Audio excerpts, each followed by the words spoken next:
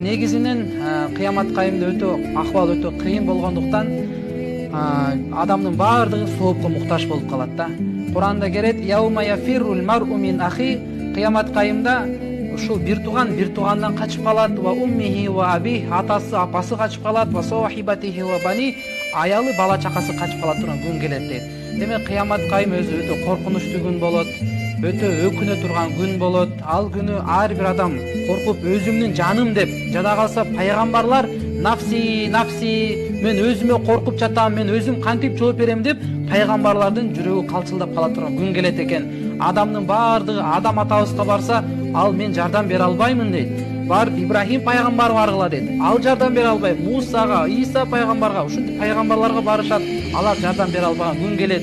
Бир гана ушул Мухаммад саллаллаху алейхи ва саллям пайгамбарыбыз гана үммөт үчүн канча деген шафаат кылып, пайгамбарыбыз ушул Аллахтан суранып алып келет.